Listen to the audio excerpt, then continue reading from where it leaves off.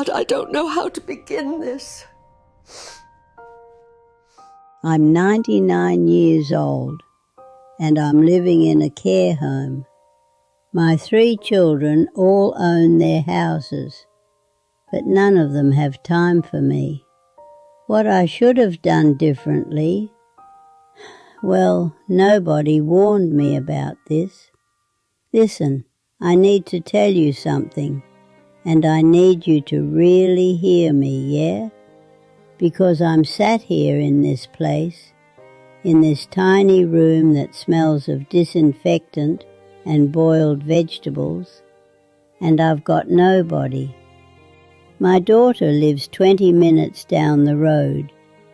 My 2 sons, one's got a massive house in Surrey, the other's up in Manchester, with a garden bigger than this entire care home. They've all got space. They've all got spare rooms. But me, I'm here, room number 14. And I put myself here, love. I bloody well put myself here. You know that feeling when you realise you've made the biggest mistake of your life, but it's too late to fix it? That's where I am now. 99 years old, and I finally understand what I should have done 40 years ago. But my hands shake too much now. My mind's still sharp, thank the Lord for that, but my body's given up. And by the time you realise what you've lost, well, there's no going back, is there? I gave them everything. Everything. And I mean that literally, not just in some poetic way. I signed over my house. I emptied my savings. I handed it all to my children because I genuinely thought that's what good mothers do. I thought I was securing their futures. I thought I was being generous, selfless. I thought they'd remember. Let me take you back a bit. My husband died in 1998. Lovely man he was. Worked on the railways his whole life. We had a beautiful little house in Croydon. 3 bedrooms, nice garden. Nothing fancy, but it was ours. Paid off the mortgage in 1985. I was so proud of that house, you know. We'd painted every wall ourselves, planted every rose bush, fixed every squeaky floorboard.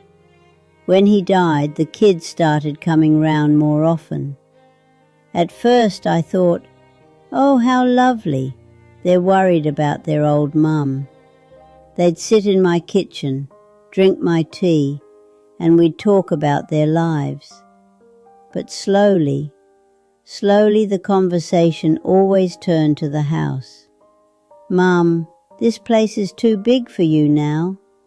Mum, the stairs must be getting difficult. Mum, you shouldn't be living alone. And I believed them, didn't I? I thought they were concerned. My daughter Sarah, she's the eldest, she sat me down one afternoon and said, Mum, we've been talking. We think you should sell the house and split the money between us 3. You can move in with me. I've got space. We'll look after you. I can still see her face when she said it. She smiled. She held my hand. She made it sound like she was doing me a favour. The house sold for £245,000. This was 2003, mind you. I gave each of them £81,000. Kept a little bit back for myself, about £2,000, just for emergencies. Sarah said I wouldn't need more, because I'd be living with her, wouldn't I? All my expenses covered. I moved into Sarah's house in the summer. She'd cleared out the back bedroom for me. Small room, but it had a window overlooking the garden. I thought, right, This is it. This is my life now.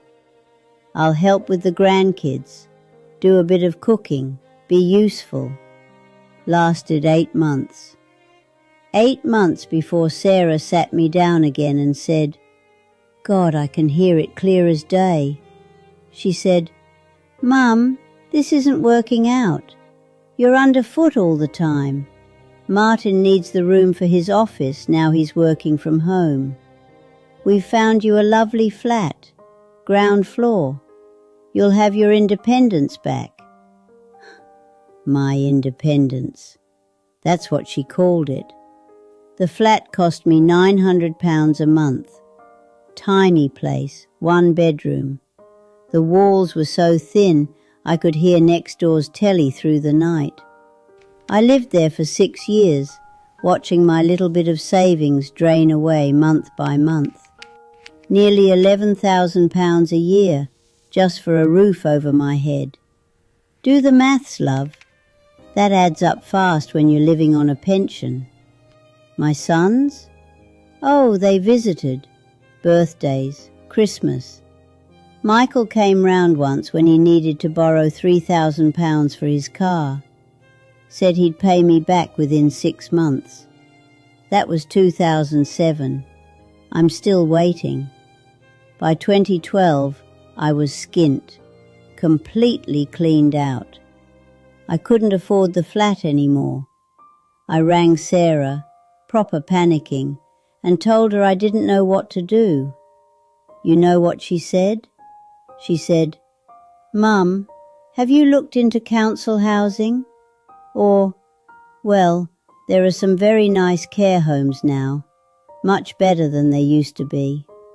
I felt my stomach drop. I thought, this can't be real. This can't be my daughter talking. I ended up here in 2013, Sunnyside Care Home. Ironic name, isn't it? There's bugger all sunny about it. The council pays most of it because I've got nothing left. My pension covers the rest.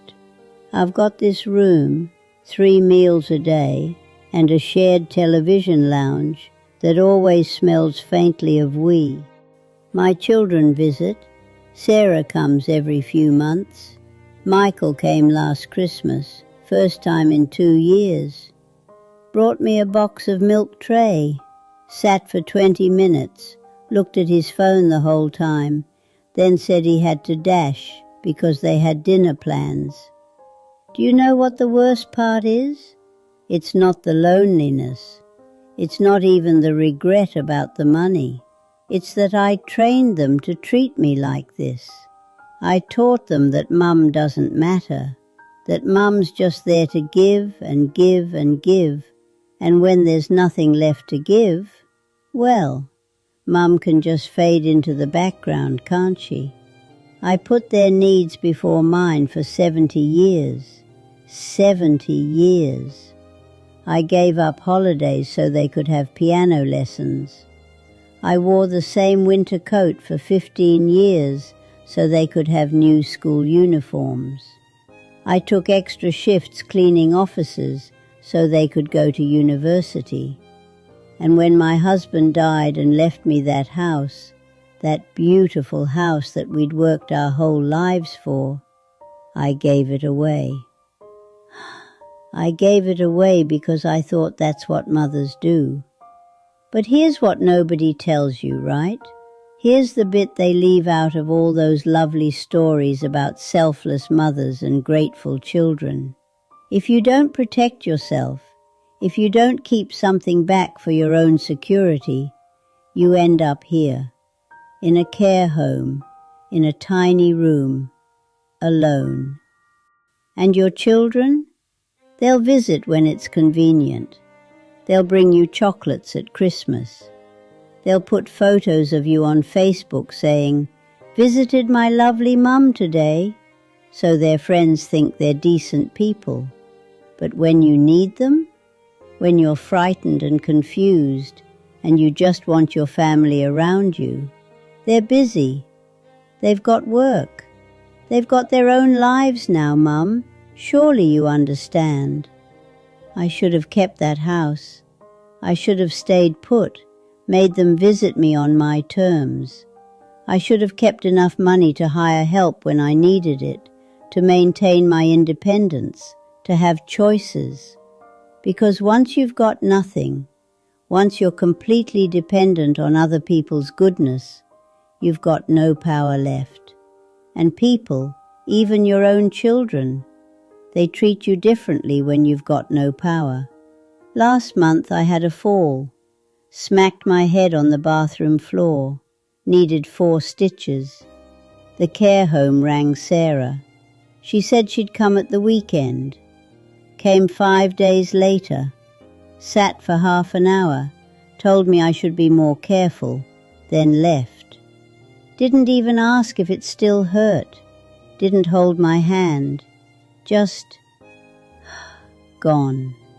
I lie awake at night sometimes, and I think about that house in Croydon. Wonder who's living there now. Wonder if they know that every floorboard in the hallway creaks in a different key. Wonder if they've kept the rose bushes. Probably ripped them all out. People do that, don't they? Rip out the old and put in something modern. That's what happened to me, love. I got ripped out and replaced with something more convenient.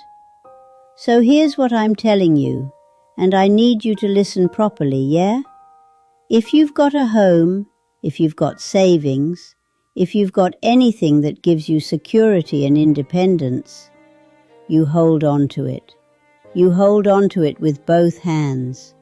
Be generous, yes. Help your children when they need it, of course.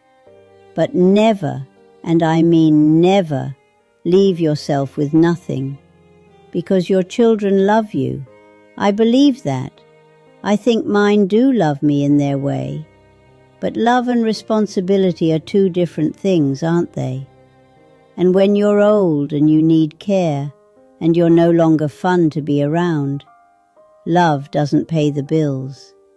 Love doesn't give you choices. Love doesn't stop you ending up in a care home with strangers wiping your backside. Keep your house, keep your savings, keep your dignity. Keep your power to say, no, I'm staying put, and if you want to see me, you come here. Because once you give it all away, once you make yourself completely dependent, you'll see who your children really are, and it might break your heart. I've got maybe a year left, if that. My heart's weak. I know I'm near the end. And I'll die in this place, in this little room, probably alone because the staff will ring my children and they'll say they're on their way, but they'll get stuck in traffic or something will come up, and they'll inherit whatever's left, which is nothing, absolutely nothing, because I already gave them everything. Don't do what I did, love, please. Learn from an old woman's mistakes. Your children might be wonderful.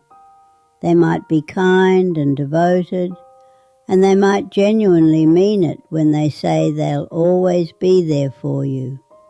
But people change when money's involved. They change when caregiving gets hard. They change when your needs become inconvenient. Protect yourself whilst you still can, whilst your mind is sharp and your body still works, and you can still make decisions.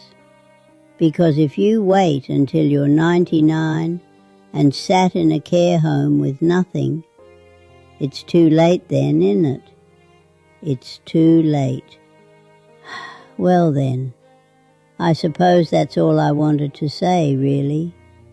If even one person hears this and thinks twice before giving everything away, then maybe telling it was worth something.